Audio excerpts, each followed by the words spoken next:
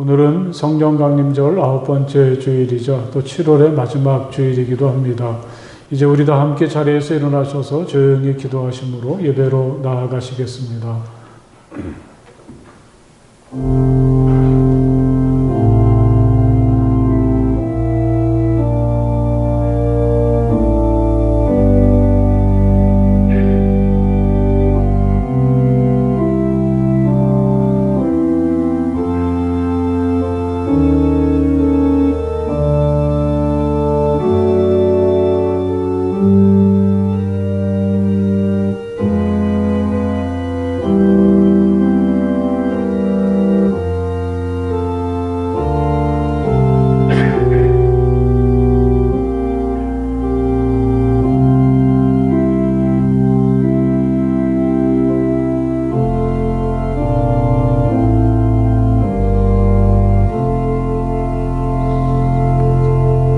만군의 주님, 주님이 계신 곳이 얼마나 사랑스러운지요. 내 영혼이 주님의 궁전들을 그리워하고 사모합니다. 내 마음도 이 몸도 살아계신 하나님께 기쁨의 노래 부릅니다. 만군의 주님, 나의 왕, 나의 하나님, 참새도 주님의 제단 곁에서 제 집을 짓고 제비도 새끼칠 보금자리를 얻습니다. 주님의 집에 사는 사람들은 복됩니다. 그들은 영원토록 주님을 찬양합니다. 아멘.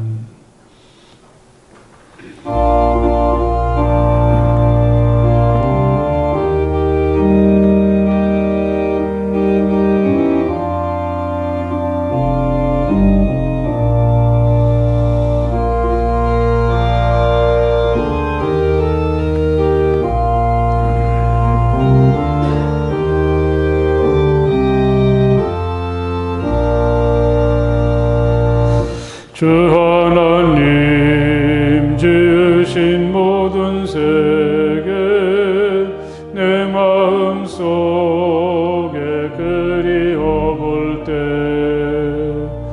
하늘의 별 울려 퍼지는 내성 주님의 권능 우주에 찾네.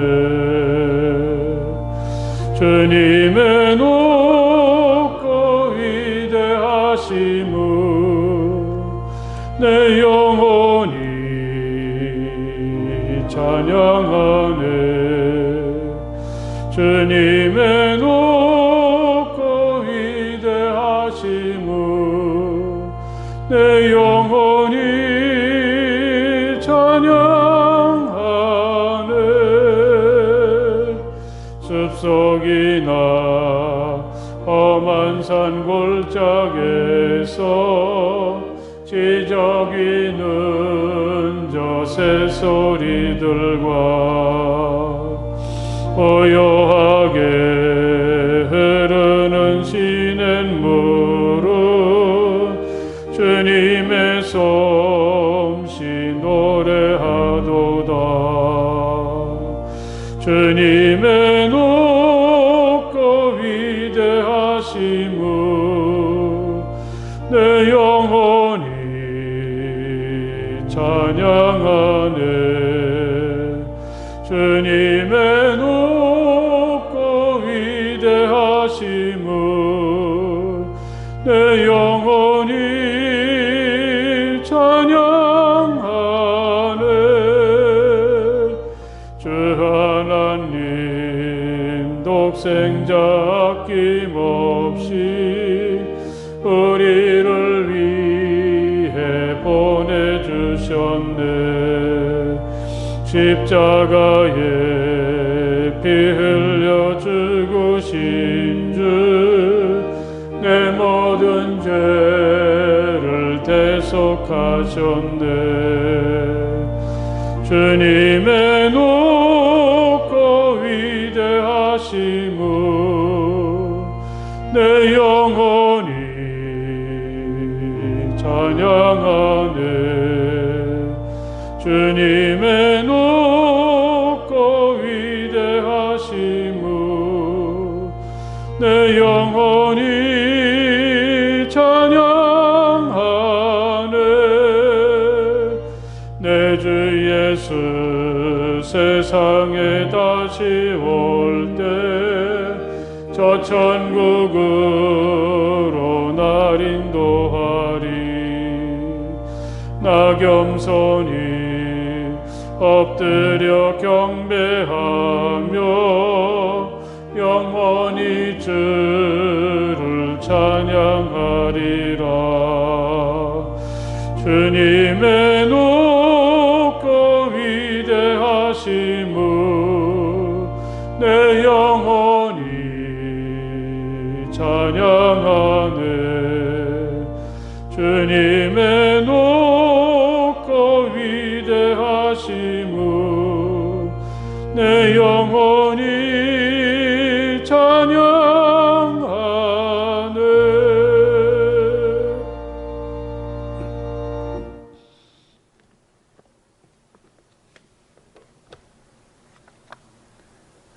우리의 피난처이시며 든든한 반석이신 하나님, 무덥고 힘들었던 한 주간을 보낸 우리가 주님 앞에 섰습니다.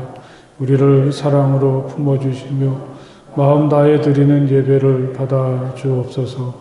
인내력과 한계를 시험하듯 뜨겁고 불안한 나날이지만 오늘의 시련이 다가올 추수의 시간으로 이어진다는 걸 깨닫습니다. 받아들일 것은 받아들이고 견딜 것은 견디어내며 내일을 기다리게 하옵소서. 하루를 기쁨으로 시작하며 감사로 마치게 하옵소서. 나에게 주어진 길을 힘차게 걸어가게 하옵소서. 예수님 이름으로 기도합니다. 아멘. 이 시간 우리 함께 침묵하시며 마음으로 하나님께 기도드리겠습니다. 하나님, 제가 여기 있습니다. 따뜻한 사랑으로 저를 품어주시고 저의 모든 부끄러움과 허물들을 용서해 주시며 저의 아픔과 상처와 고통들을 치유해 주시기 원합니다. 우리 침묵하시며 마음으로 하나님께 기도하시겠습니다.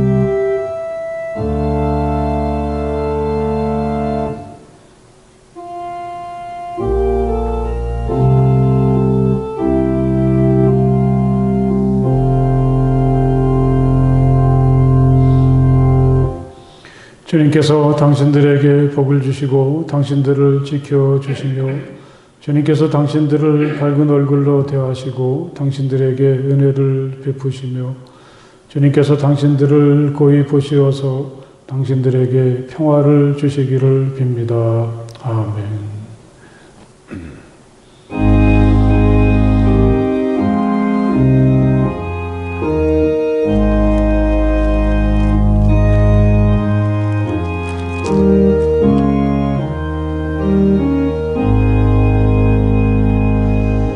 만복의 근원 하나님, 온 백성 찬송 드리고 저 천사여 찬송하세. 찬송 성부 성자 성령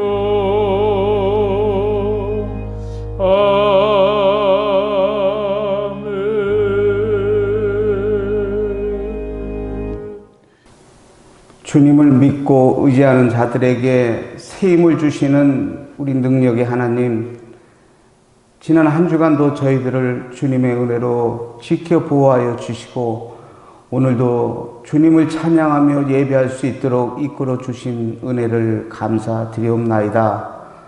믿음의 행위가 나태해지기 쉬운 더운 계절입니다. 주님께서 불꽃 같은 눈동자로 저희들을 지켜주시고 믿음의 뜨거움이 식지 않도록 인도하여 주셔서 오늘도 뜨거운 마음으로 주님을 예배할 수 있게 하시니 감사드립니다. 긍휼함이 풍성하신 하나님, 한 주간의 삶을 돌이켜보건대 더위에 지쳐 세상에 빛을 발하기보다는 오히려 어두움에 휩싸이고 불의와 부패 앞에 무력했음을 고백하지 않을 수 없습니다. 주님께서 그 크신 긍휼을 베푸사 잘못된 저희들의 행위를 용서하여 주시었고 주님의 말씀에 순종할 수 있는 믿음과 말씀대로 실천할 수 있는 믿음을 주시옵소서. 오곡백과가 탐스럽게 익어가는 것을 보면서 저희들도 믿음의 열매를 맺어갈 수 있는 믿음들이 되게 하여 주시옵소서. 사랑하는 하나님 아버지, 지금 이 나라는 코로나로 인하여 많은 어려움을 당하고 있습니다. 이 어려움을 어떻게 감당해야 할지도 모르고 있습니다. 대통령으로부터 모든 의정자들이 국민을 생각하고 이 나라를 걱정하는 마음을 가질 수 있도록 하여 주시옵소서. 하루빨리 이 코로나의 어려움에서 벗어날 수 있도록 우리 주님께서 도와주시옵소서. 우리 교회도 모든 교인들이 함께 모여 주님께 예배 드릴 수 있도록 주님 도와주시옵소서. 사랑의 하나님, 어려운 경제난으로 인하여 신앙적으로 넘어지는 성도들도 있습니다. 고통에도 하나님의 뜻이 계신 줄 믿고 더욱더 믿음으로 정진할 수 있는 우리 성도들이 되게 하시고 주님을 높이는 생활이 될 수 있도록 이끌어 주시옵소서. 자비로우신 하나님 아버지, 오늘 이 예배를 드리는 교인들 중에 원치 않는 육신의 고통에 시달리는 심령들이 있습니까? 주님의 도우심이 절대적으로 필요한 심령들이 있습니까? 또 주님의 안식과 평안이 필요한 우리 성도들이 있습니까? 이 시간 이 예배를 통하여 신앙의 새 힘을 얻게 하시고 새 능력을 공급받을 수 있게 주시옵소서. 이 사회가 어려워질수록 서야 할 자리를 잃고 있는 사람들이 많이 있습니다. 인간의 능력에는 한계가 있음을 깨닫게 하시고 주님의 은혜에 의지하여 살 수밖에 없음을 깨닫게 하여 주시옵소서. 생활이 힘들고 고달프다고 하여 소중한 생을 포기하는 사람들이 없게 하시고 오히려 생명의 주인이 되시고 소망이 되신 우리 주님을 만날 수 있는 축복의 계기가 되게 하여 주시옵소서. 이 시간 단위에 세워주신 우리 담임 목사님을 능력의 오른팔로 붙들어 주시사 권세 있는 능력의 말씀을 선포하게 하시고 저희들 심령마다 성령의 역사를 뜨겁게 체험하게 하여 주시옵소서. 주님의 몸된 교회를 위하여 물질과 몸을 아끼지 아니하고 충성하는 우리 주님의 백성들이 있습니다. 저들의 수고가 더해질 때마다 주님의 향기가 만발하게 하시고 모든 사람에게 기쁨을 주는 축복의 사람들이 되게 하여 주시옵소서. 예배의 시종을 주님께 맡깁니다. 저희들의 부족함을 성령께서 도와주실 것을 믿사옵고 예수 그리스도의 이름으로 기도드리옵나이다. 아멘. 오늘 하나님의 말씀은 요한복음서 6장의 말씀이 되겠습니다. 신약성경 요한복음서 6장 1절에서부터 15절까지의 말씀입니다. 다 찾으십시오.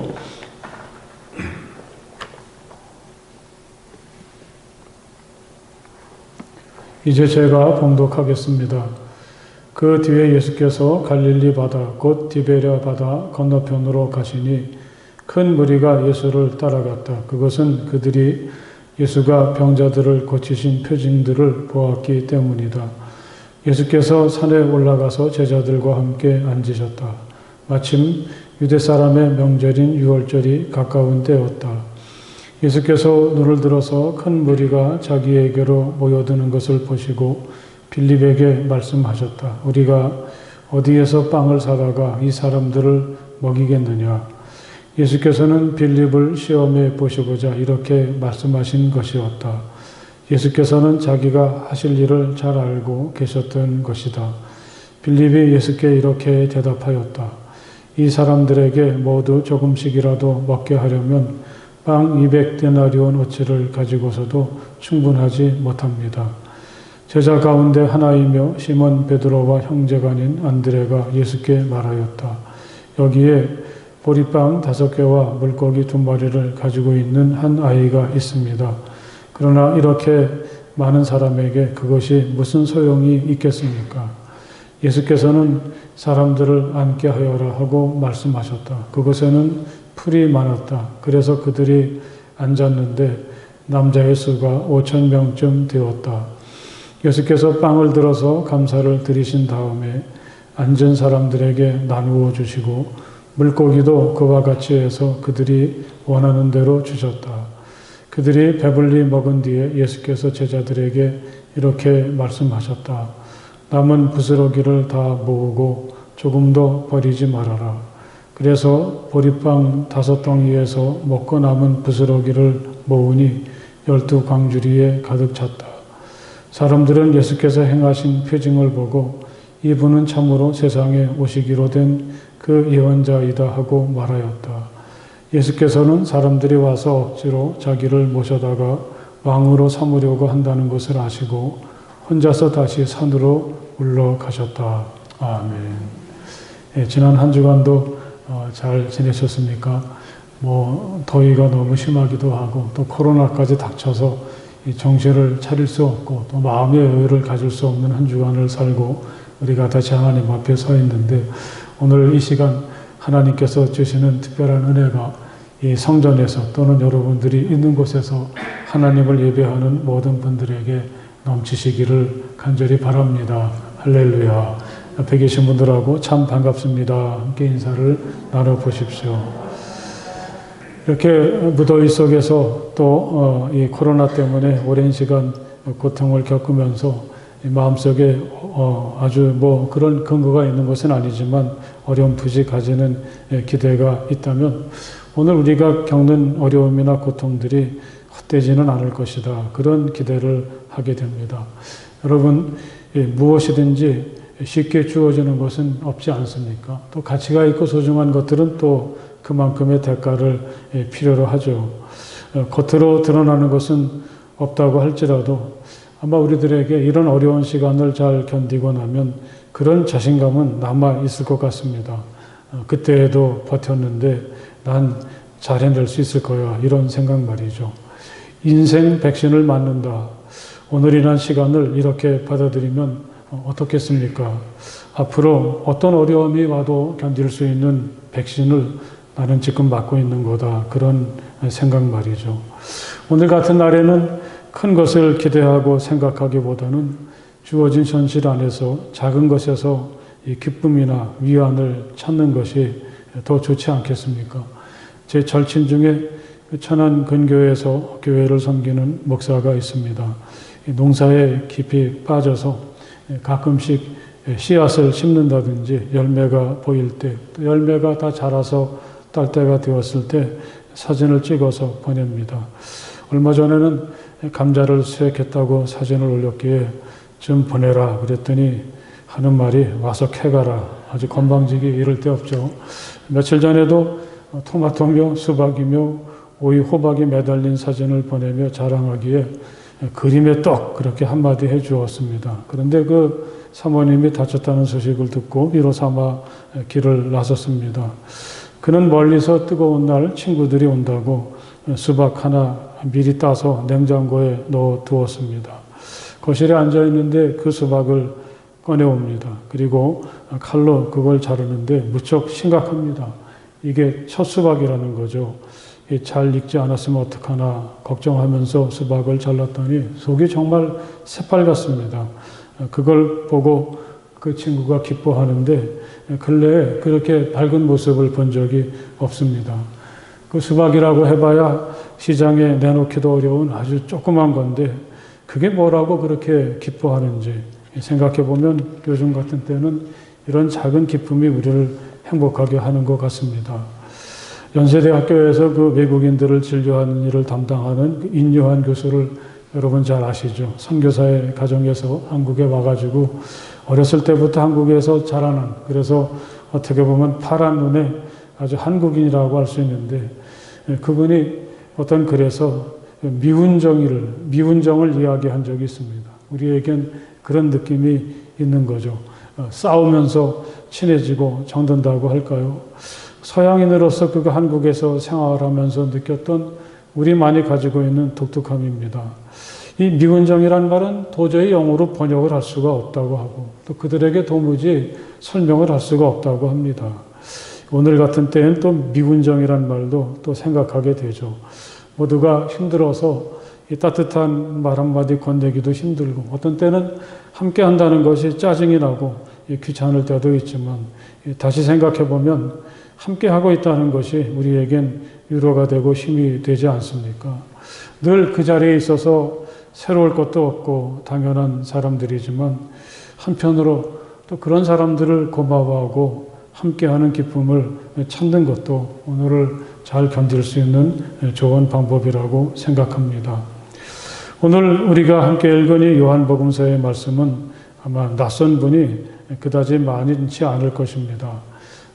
마태, 마가, 누가, 요한 이렇게 네 복음서가 나사렛 예수의 행적을 소개하고 있는데 이 네 복음서가 모두 전하는 예수님의 행적은 그다지 많지 않습니다. 그런데 오늘 말씀은 이 네 복음서가 다 이야기하고 있습니다. 그만큼 중요하기도 하고 또 그들의 기억에 선명하게 남아있는 일이라고 하겠죠. 우리는 오늘의 말씀을 가리켜서 오병이어의 기적이라 그렇게 말하기도 하죠.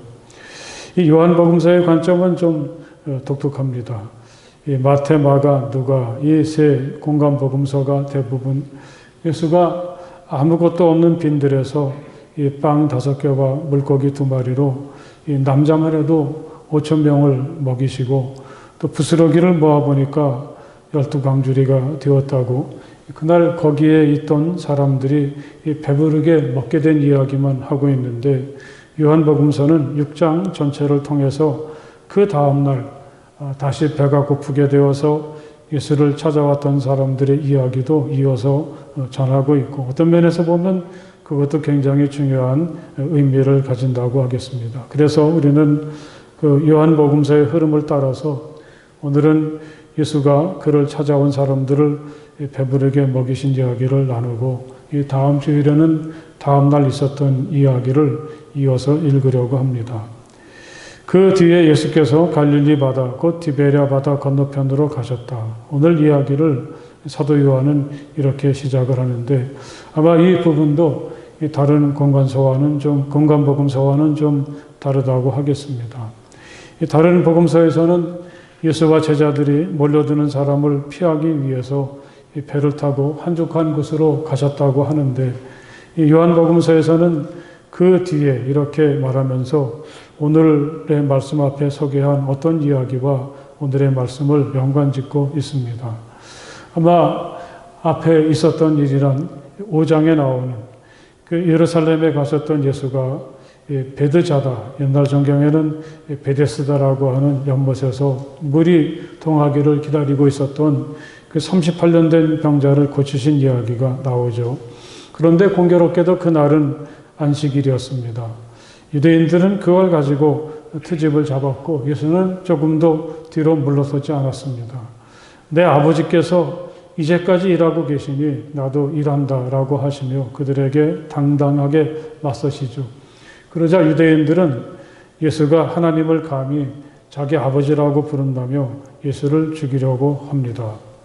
이렇게 예수가 38년 된 병자를 고치시거나 그 외에도 다른 많은 사람들의 병을 고치신 일이 이 많은 사람들이 오늘 갈릴리 호수 건너편까지 예수를 따라가는 이유가 되었습니다.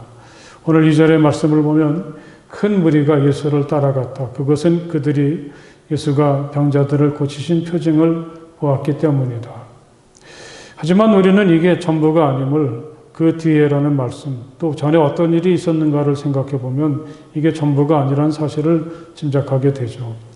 예수님을 따른다는 것은 이제는 좀 복잡한 문제가 되었습니다. 더욱이 예수가 시간이 갈수록 유대 지도자들과 긴장의 관계에 접어들게 되고 그들 중에는 심지어 예수를 죽이려고 한다는 소문이 돌고 있는 걸 보면 이건 어떤 면에서는 매우 위험한 모험이기도 하다고 하겠습니다.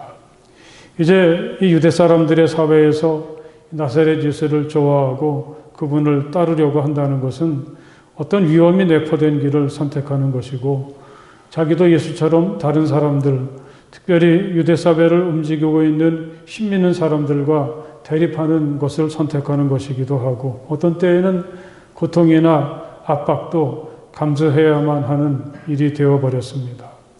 그렇다면 도대체 이들은 어떤 사람입니까? 이 바다를 건너서 그 자리까지 예수를 따라왔던 사람들이죠. 그들은 예수를 통해서 어떤 희망을 본 게 아니겠습니까? 그건 오랫동안 자기들을 약하게 했던 병을 고칠 수 있다는 희망이죠. 그건 또 도저히 자기들의 힘으로 만들 수 없는 전혀 새로운 세상. 예수님은 그걸 하나님 나라라 그렇게 하셨는데 그런 희망을 예수님을 통해서 본 사람들입니다. 그래도 이거는 쉽지 않죠. 예수님 자신도 그들에게 고분고분하지 않으십니다. 내가 저쪽으로 가려고 하니까 당신들도 배를 타고 오시오. 거기에는 놀라운 일이 준비되어 있습니다. 이렇게 친절하게 자기 행로를 말하는 것도 아니고 또 사람들이 자기가 가는 곳으로 오라고 이야기하지도 않았습니다. 그런데 이들은 그런 모험을 감수하는 거죠. 예수가 자기들에게 친절하게 대하지 않는 것도 전혀 문제될 것이 없습니다. 혹시 예수 때문에 자기의 소중한 걸 잃어버리게 되더라도 그들에겐 그건 도전할 만한 가치가 있는 일인 거죠. 나사렛 예수라면 한번 나의 인생을 그에게 맡길만 해. 나는 나의 인생을 그에게 걸어보겠어. 이런 마음을 가진 사람들이 한두 명씩 예수를 따라갔는데 어느덧 그들은 큰 무리가 되었다는 말씀입니다. 이렇게 그들을 상상해 보면 바로 이 사람들이 진정한 그리스도인들이 아니겠습니까? 이 사람들에겐 예수처럼 소중한 분은 없습니다. 나사렛 예수는 비록 우리와 똑같은 모습을 하고 있지만 이분이야말로 하나님이 우리에게 보내신 바로 그분이시다. 나사렛 예수를 통해서 그들은 하나님이 살아계시다는 것을 다시 느꼈고 하나님을 향한 믿음도 가지게 됩니다. 하나님이 정말 자기들을 사랑하시고 자기들을 소중히 여기신다는 것을 알게 되었습니다. 가진 것 없고 힘없고 가난하지만 하나님의 형상을 따라 지음받은 사람으로 존귀하게 우리를 살게 하시는 하나님의 뜨거운 사랑과 간절함을 그들은 예수를 통해서 본 거죠. 하지만 예수를 따르는 일은 쉽지 않습니다. 그들은 유대인의 지도자들에게 예수가 겪는 어려움을 봅니다. 그들이 예수를 경계하고 심지어는 그를 죽이려고 한다는 소문도 들었습니다. 그런 예수를 믿고 따르다가는 자기들에게도 어떤 일이 생길지 어렵지 않게 짐작할 수가 있죠. 하지만 그들은 모든 걸 잃어버리게 되더라도 이제 결코 예수를 놓칠 수가 없었습니다. 그만큼 예수는 그들에게 생명처럼 소중한 존재가 되었습니다. 주어진 삶을 제대로 단 하루를 살더라도 사는 것처럼 살게 되는 이 진정한 삶을 그들은 예수를 통해서 발견하게 된 것이죠. 사랑하는 여러분, 한번 생각해 보십시오. 우리 같으면 어떻겠습니까? 만일 내가 그때를 살고 있다면 그 바다 건너 저편 산기슭 그 자리에 나도 거기에 가 있을까요? 한번 여러분 생각해 보십시오. 예수를 따르는 일은 너무 위험해졌어. 나는 그런 모험을 하고 싶진 않아. 이 갈릴리 바다를 건너면서까지 예수를 따라가고 싶진 않아. 혹시 이렇게 생각하면서 그날 그 자리에 함께하지 못하는 사람은 아니었을까요? 아니면 나에겐 예수가 너무 소중해. 예수가 없는 나의 인생은 도무지 생각할 수가 없어. 비록 내가 예수님을 따르다가 어떤 불이익을 당하게 되고 어떤 어려움을 당하게 되더라도 난 결코 예수를 놓칠 수가 없어. 예수님이 갈릴리 바다를 건너가시면 나도 거기까지 따라갈 거야. 난 결코 예수를 놓치지 않을까요? 우리의 예수를 향한 믿음이 어느 정도일까요? 한번 진지하게 생각해 보십시오. 이 예수께서 이 보리빵 5개와 물고기 2마리로 모든 사람을 배불리 먹이신 그 자리는 생각해 보면 아무나 올 수 있는 자리는 아닙니다. 예수를 따르기 위해서 자기에게 다가올 불이익이나 고통을 감수하려고 하는 사람들, 아무리 멀고 불편한 자리라고 할지라도 예수가 가시는 길에 꼭 따라가려고 하고 함께 하려고 하는 사람들, 그만큼 예수가 소중하고 예수가 없이는 살 수 없는 그 사람들을 위해서 예수는 이런 놀라운 일을 하셨다는 것을 여러분 마음 깊이 새기시기를 간절히 바랍니다. 예수께서 산에 올라가서 제자들과 함께 앉으셨다. 이제 본격적인 이야기가 시작이 되는데 처음부터 예사롭지 않죠. 산에 오르시고 또 제자들과 함께 앉으셨다는 것은 예수님이 뭔가 큰 마음을 먹고 계시구나, 그런 것을 짐작하게 합니다. 그리고 그 예수님의 마음은 곧 밝혀지게 되죠. 예수님은 거기까지 자신을 향해서 몰려드는 큰 무리를 보시고 빌립에게 이렇게 말씀하십니다. 우리가 어디에서 빵을 사다가 이 사람들을 먹이겠느냐. 도대체 예수님은 무슨 생각을 하셨길래 이렇게 말을 하실까요? 이 대목에서 이 빵은 적절하지 못한 것 같습니다. 그 누구도 예수님에게 빵을 얻어먹으려고 여기까지 오지는 않았겠죠. 그런데도 예수는 이렇게 자신을 향해서 모여드는 사람들을 보시면서 빵을 말씀하시죠. 우리가 이 사람들에게 빵을 좀 배불리 먹여주었으면 좋겠다. 물론 예수에겐 예수님 나름대로의 생각이 있고 그 생각이 어떤 것인지 곧 드러나게 되지만 이 빌립은 그것을 알 수가 없습니다. 이 사람들에게 모두 조금씩이라도 먹게 하려면 빵 200데나리온어치를 가지고서도 충분하지 못합니다. 아마 빌립은 금방 계산이 그냥 확 돌아가는 사람 같습니다. 꼭 빌립이 아니더라도 이건 정말 할 수가 없는 일이죠. 한 데나리온이 한 사람의 하루 품삯이니까요. 그가 얘기하는 200데나리온이라면 최소한도 우리 돈으로는 2천만 원 정도는 되겠죠. 예수님에게 그렇게 큰 돈이 물론 없기도 하겠지만 또 그렇게 많은 분량의 빵을 만들어 놓고 손님을 기다리는 빵집이 도대체 그 시대에 어디 있겠습니까? 당연히 할 수 없다고 빌립은 예수에게 대답합니다. 그런데 안드레가 그 얘기를 들었는지 한 아이를 예수님에게 소개합니다. 그 아이에게는 보리빵 5개와 물고기 2마리가 있었는데 안드레도 한마디 합니다. 그러나 이렇게 많은 사람에게 그것이 무슨 소용이 있겠습니까? 아이가 가져온 것 가지고는 모든 사람들이 먹기에는 정말 너무나 부족합니다. 사람들을 앉게 하여라. 이 빌립이나 안드레의 부정적인 생각을 물리치고 예수는 무엇인가 하려고 하죠. 이제 제자들은 예수님의 말씀을 따라서 사람들을 풀밭에 앉게 했습니다. 대략 남자들만 해도 5천 명은 넘을 것 같습니다. 그들 앞에서 예수는 빵을 들어서 감사 기도를 드리신 다음에 사람들에게 나누어 주셨습니다. 물고기도 같은 방법으로 사람들에게 나누어 주셨습니다. 예수님은 그들이 원하는 대로 무한정 주셨습니다. 그런데 참 놀라운 일이 일어났습니다. 아무리 많은 사람들에게 빵을 나누어 주어도 빵이 떨어지질 않습니다. 물고기도 마찬가지죠. 모두가 다 배부르게 먹게 되었습니다. 식사가 끝나자 예수는 남은 부스러기를 다 모으고 조금 더 버리지 말라고 하셨습니다. 이 부스러기를 다 모아보니까 그것만 해도 12강주리가 되었습니다. 바로 이게 그날 그 외딴 곳에서 일어난 일입니다. 어떻게 이런 일이 있을 수가 있겠습니까? 그곳에 모였던 수많은 사람들도 그렇고 제자들도 전혀 예수가 이렇게까지 하실 줄은 몰랐습니다. 그들 중에 누가 예수에게 배가 고프니까 빵을 주십시오 그렇게 말한 사람도 없지 않습니까? 예수는 왜 이런 일을 행하셨을까요? 물론 배부르게 밥 한 번 제대로 먹지 못했을 이 사람들을 바라볼 때 이 사람들이 참 불쌍하다고 여기셨고 이 사람들에게 한 번이라도 제대로 먹게 해주자. 이렇게 늘 양식 걱정을 하면서 어렵게 살아가는 사람들을 불쌍히 여기시는 연민과 사랑이 동기가 되었을 것입니다. 내가 너희들을 이렇게 사랑한다. 내가 너희들이 어려움을 겪는 것을 잘 알고 있다. 너희들이 얼마나 배고픈지 굳이 말하지 않더라도 나는 그걸 잘 알고 있어. 우린 이런 예수님의 마음을 읽을 수가 있습니다. 하지만 예수님의 생각은 단지 그들을 이렇게 한번 배불리 먹게 하는 것에만 있지는 않았습니다. 다음 주에 읽을 말씀 속에 나오지만 오늘 이렇게 배불렀는데 하루가 지나니까 또 금방 배가 꺼져서 또 배가 고프지 않습니까?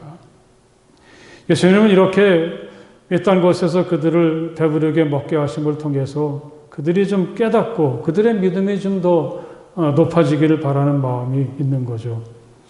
2절에는 그 표징이라는 요한복음서에만 독특하게 나오는 단어가 있죠.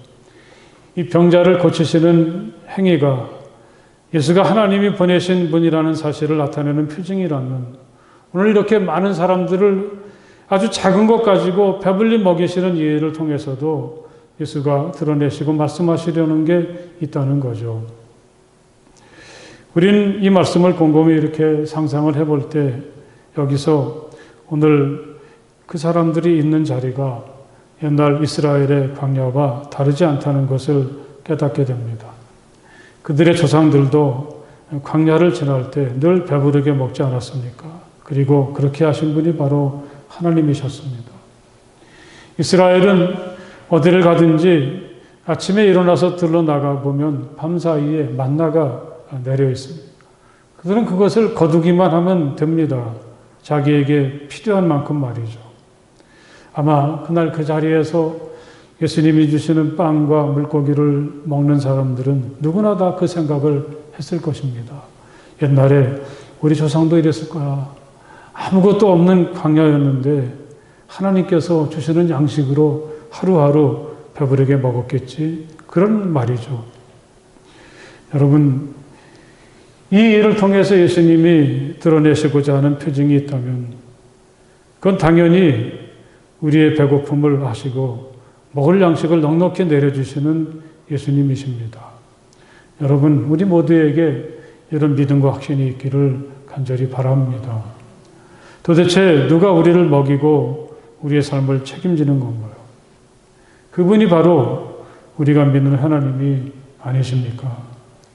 어떤 위대한 정치가나 돈이 많은 사람들이 우리 삶을 책임지는 것은 아니지 않습니까? 우리의 삶을 돌보시고 때를 따라서 필요한 양식을 내려주셔서 배불리 먹게 하시는 분은 바로 여호와 하나님이시죠. 예수님은 사람들이 이런 믿음을 다시 확고하게 가질 수 있기를 원하신 것입니다. 그렇기 때문에 오늘을 살아가면서 우리가 정말 고민하고 정말 우리가 생각해야 될 것이 있다면 그건 먹고 사는 문제에 대한 것은 아닙니다. 그걸 책임지시는 분이 바로 우리 하나님이시라는, 또 예수님은 그것을 오늘 행동을 통해서 우리에게 보여주셨는데, 그렇다면 정작 우리가 관심을 가지고 중요하게 생각할 것은 이렇게 우리에게 생명 주시고 양식 주시는 분을 바라보면서 믿음으로 그분이 나를 어디로 이끄시든지 그분을 따라가는 일이죠. 그리고 그분이 원하시는 삶을 살려고 노력하는 것입니다. 때로는 이 길이 나의 모든 것을 던져야 하는 위험도 있고, 이렇게 살다가 내 인생이 더 나빠질 수 있는 가능성도 있지만, 예수님이 가시면 주저하지 않고 그를 따라가고 그가 사는 모습처럼 우리도 그렇게 살려고 애를 씁니다. 바로 그런 사람들만이 이렇게 나사렛 예수가 우리 몰래 준비하신 이 감격스러운 식탁에 초대를 받을 수가 있게 된다는 것을 여러분 기억하시길 바랍니다. 너희는 먼저 하나님의 나라와 하나님의 의를 구하여라. 그리하면 이 모든 것을 너희에게 더하여 주실 것이다. 예수님은 이렇게 말씀하셨습니다. 마지막으로 우리는 이 보리빵 5개와 물고기 2마리를 좀 더 생각해 봐야 되겠습니다. 아마 여기에도 예수님이 말씀하시려는 표징이 담겨져 있는 거죠. 이것 가지고 모든 사람들이 다 배불리 먹는 것을 보았을 때 안드레는 어떤 생각을 했을까요? 이거는 안 된다고, 이건 너무 적어서 불가능하다고 안드레는 주장을 했는데 그것으로 모든 사람들이 배불리 먹지 않았습니까?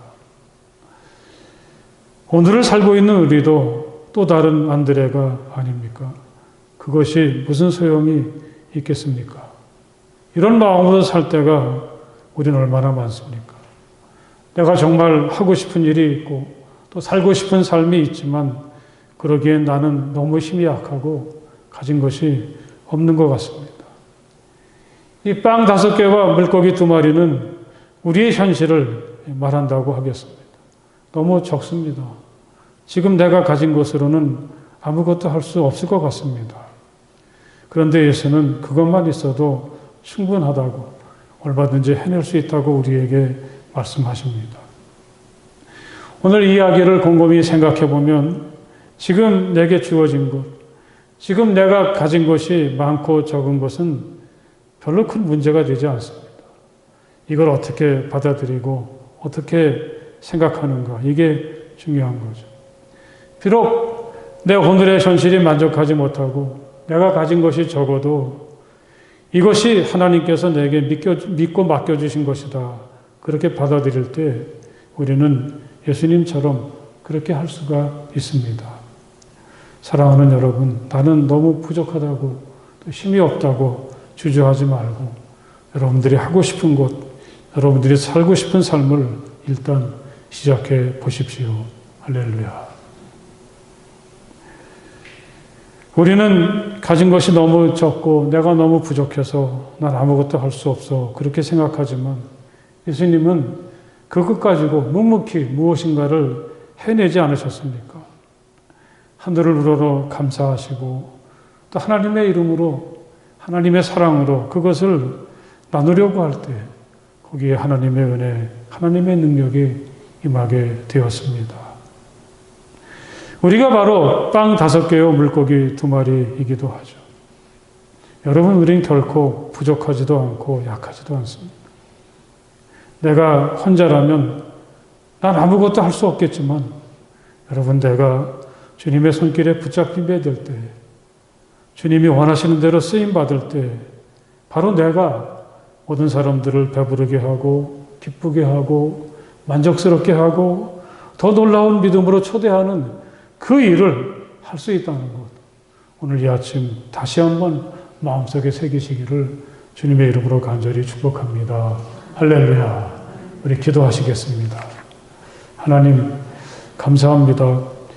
이 빵 5개와 물고기 2마리를 가지고 정말 생각할 수 없었던 곳에서 놀라운 하늘나라 전체를 우리에게 버려주시면서 예수를 따르는 사람들이 누리게 되는 복이 어떤 것인지를 깨닫게 하시고, 우리가 정말 우리의 양식과 삶을 위해서 믿고 의지할 분은 하나님밖에 없음을 다시금 깨닫게 도와주시니 정말 감사합니다.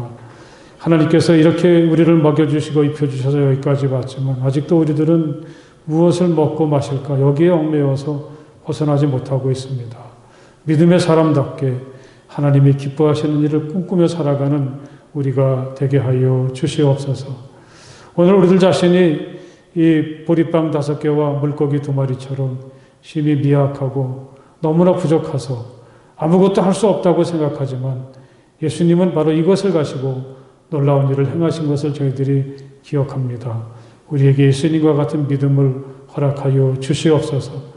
우리가 하나님의 손길에 붙잡힌 바 되고 하나님의 거룩한 목적을 지향할 수 있는 우리가 되게 하여 주시어서 이 땅에 많은 사람들을 배부르게 하고 충만하게 하고 살 수 있는 힘을 주는 하나님의 사람으로 다시 일어서서 새롭게 시작하는 우리 모두가 되게 하여 주시옵소서.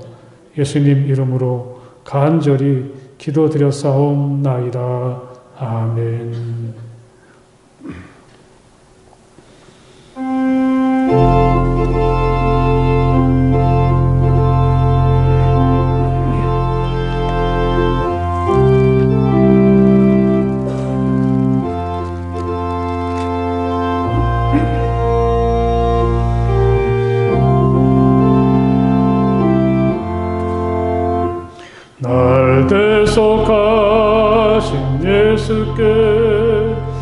생명 모두 드리니 늘 진실하게 하소서. 내 구주 예수여, 나 구주 위에 살리라.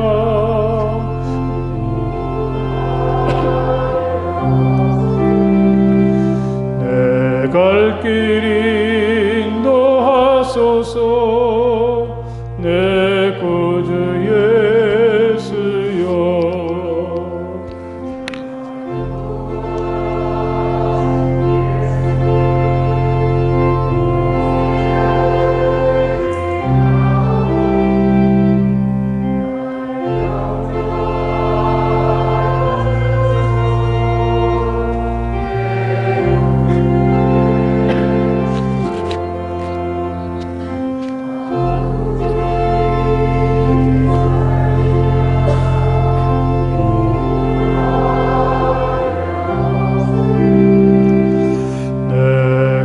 길 인도하소서.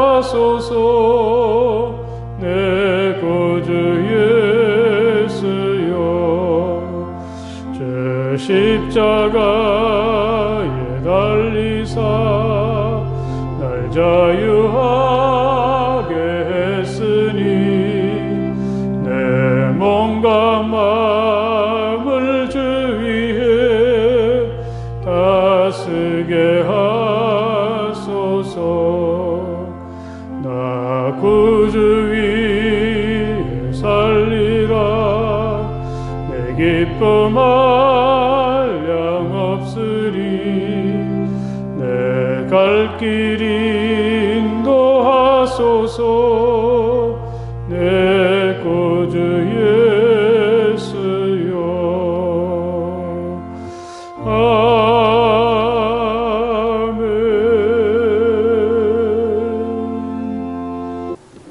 할렐루야. 다시 주일에 여러분들을 만나게 돼서 정말 반갑습니다.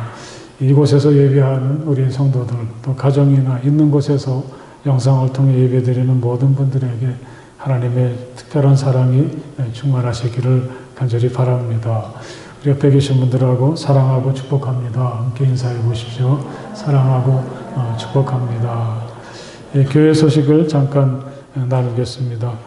예배가 다음 8월 8일까지 이 단계가 계속 지속이 된다고 해서, 또 저희들도 또 어떤 이 코로나가 빨리 종식되고 또 건강한 사회가 회복되기를 바라는 마음을 가지고 이 일에 계속 동참을 해서 이 모든 예배를 영상으로 그렇게 드리도록 하겠습니다. 기억하시고, 이렇다고 해서 게으르지 마시고 영상을 통해서라도 하나님 앞에 꼭 예배 드리면서 신앙을 고백하시고 힘을 얻으시길 바랍니다. 우리 청년들, 중고등부, 또 교회학교 어린이들도 영상이 제공이 되니까 이 자녀들도 잘 건면해 주시고, 새벽 기도도 이 8월 8일까지 일단 영상으로 그렇게 하도록 하겠습니다. 지난 주간에 우리 함께 쓰는 신약성경 말씀을 마음에 새기면서 하나님의 은혜로 어려움을 돌파하고 또 서로 힘을 얻는 그런 취지로 이 신약성경 한 권을 우리 교인들이 구석구석 저마다의 필적으로 쓰도록 계획을 했는데, 지난 한 주간 동안 신청을 받았는데 참 많은 분들이 신청을 해주셨습니다. 94가정 180명의 우리 교인들, 그 중에 이제 성인이 154명, 또 중고등부 학생이 9명, 어린이들이 18명 해서 181분이 참여를 해주셨습니다.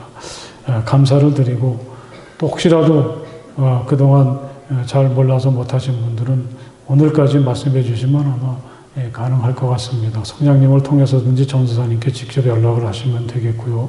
이번 주간에는 목요일까지 여러분들이 쓸 신약의 말씀을 배정을 하고, 또 나머지 날들은 여러분들이 성경 말씀을 쓰기에 필요한 용지나 또 필기도구, 또 여러 가지 다른 것들을 이렇게 분배해서 한 가정 한 가정 저희들이 챙겨 놓습니다. 그래서 그것을 이번 금요일, 토요일, 또 8월 1일 주일까지 여러분들에게 나눠드리면 여러분들이 이제 8월 2일부터 정해진 말씀을 정해진 용지에 쓰시면 되는데 참 귀한 일이고 또 뜨거운 여름에 또 쉽지 않긴 하지만 또 우리에게 큰 은혜를 주시는 축복의 기회라고 생각을 합니다.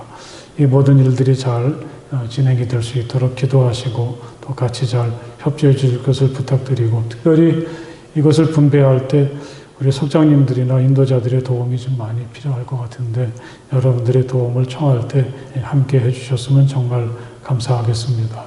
아무쪼록 뜨겁고 힘든 계절이지만 하나님의 은혜 속에서 기쁘고 즐거운 나날을 보내실 수 있기를 기도하고 또 축복하고 서로 격려했으면 합니다. 다른 광고 없으시면 함께 일어나셔서 주기도문 찬송 함께 찬송을 부르시겠습니다.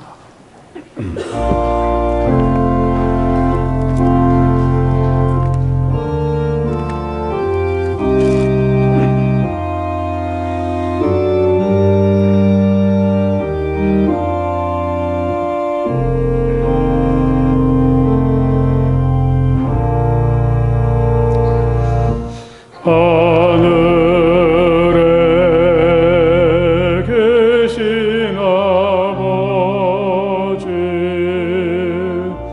이름 거룩하사 주님 나라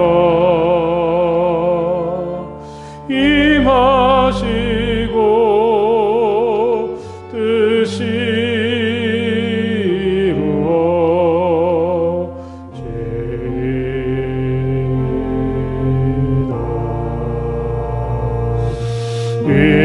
일용할 양식 주시고 우리들의 큰 죄 다 용서하옵시고 또 시험에 들게 마시고 악에서 구원하소서. 대개 주의 나라 주의 권세 주의 영광 영원히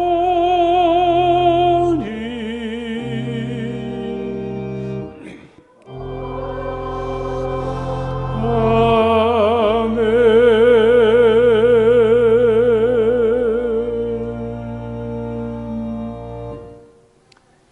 이제는 우리 주 예수 그리스도의 그 크신 은혜와 우리 아버지 하나님의 그 넓고 무한하신 사랑하심과 성령 안에서의 거룩한 사귐이 마음을 다해서 기쁨으로 우리 주님을 찬양하고 예배하는 모든 주님의 자녀들 가운데 영원토록 함께하여 주시기를 간절히 축원하옵나이다.